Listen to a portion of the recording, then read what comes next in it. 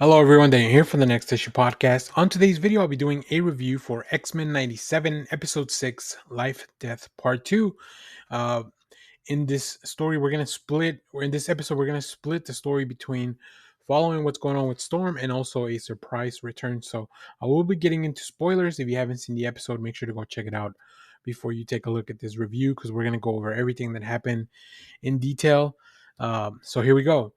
We are off in space, Kree space to be exact, where we see Deathbird and Gladiator and Vulcan and a lot of the royal guards from the Shi'ar as they are fighting some of the Kree. We get to see a really cool space battle, so that's kind of one of the stories that we'll be following. We get to see Lilandra, who announces that, and this is a return of a character that we didn't know what was his ultimate fate. Professor Xavier is back. Lilandra announces him as her fiance. This means he would also become the emperor, as he is married to the empress. Really interesting twist, really interesting update to see the professor, who's definitely had a glow up in he's wearing like this mech armor almost that allows him to walk, but also it's kind of like Shi'ar regalia, if you will. Then we also get to see and check in with Storm as she is facing the adversary still. This crazy demon looking bird keeps plaguing them. Storm is trying to heal Forge because of the bite that was poisoning him. Um, and Storm doesn't, I mean, she doesn't have her powers. She doesn't know any magic. She doesn't know how to get rid of this demon. And as soon as she's going to, uh, this adversary continues to prey upon her fears, right? Her loss of her powers, and it just makes it feel like Storm has no future. Luckily, Forge is able to use a magic spell because he's very learned, right? As we know, Forge has the ability to get out of sticky situations. He uses a spell to cast the bird away back to hell or wherever it came from. Um, in the meanwhile, we go back to space, where we see that Charles and Lilandra have a very interesting relationship, maybe even a little kinky. This version of Xavier it's a hoot, like just uh, really says the darnest things. That's the best way I could put it.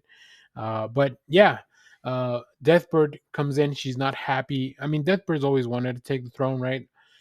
She's not happy about this upcoming marriage, so she proposes a challenge to Charles to prove that he is loyal to the Shi'ar Empire, in which Charles will forget all the memories of Earth, and then like that's obviously something very tough, and Deathbird really knows what she's doing when she proposes something like that.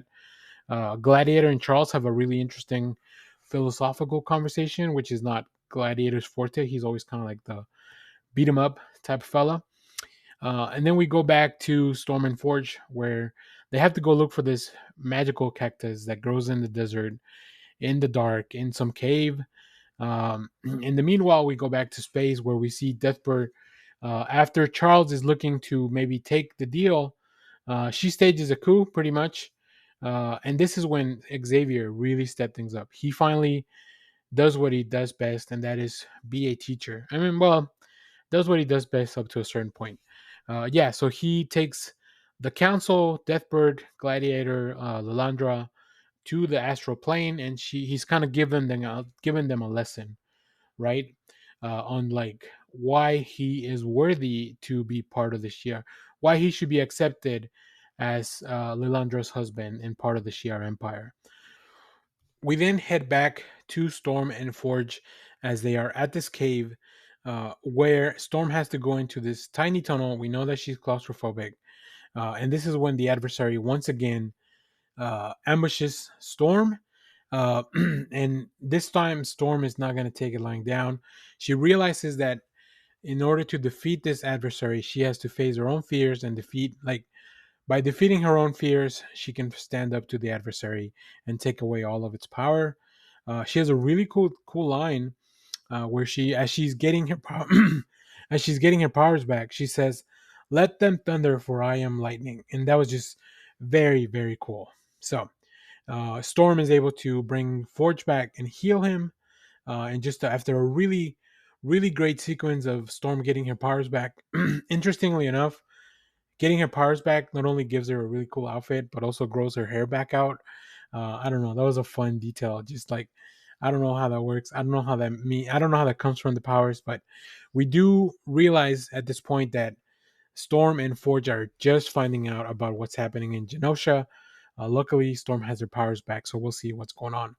Now, we head back to space because this is kind of where we're going to close out that story as well. As Charles is about to convince this council, he reaches out to Earth, I guess, and he figures out, he connects with somebody, and everything that's happening, all the emotions are like just flood into his mind, and they just take him out because he realizes all the loss and suffering that's happening on Earth. That's how powerful of a psychic he is, of a telepath. Like all his with his powers. So that was really really cool. And then lastly, to close out this episode, we are revealed with what I think it's the big villain for this episode. Bolivar Trask is being chased by Sinister. It looks like Bolivar was being used by Sinister to give him access to Master Mold and all that technology. So it looks like Sinister was behind the attack in Genosha. So the next three episodes are like this one long issue, the one long issue of a comic book. Um, so we'll see how that goes. But yeah, another banger. I think Storm getting her powers back really the highlight of this, but also love seeing all the space stuff because space shenanigans is such an intricate part of what makes X-Men like weird and cool. So that was really fun to see and experience again. And of course, really interesting to see that the professor's back. So if you have seen this episode, let me know what you thought about it down in the comments as always. Thank you for watching, everyone. Remember to share, like, subscribe, hit the bell so you know when we go live. That is most Saturdays, 10 a.m. Central Standard Time. Stay tuned. We have more comic reviews, trailer reactions, TV recaps, all that fun stuff in the channel. Thanks for watching, everyone.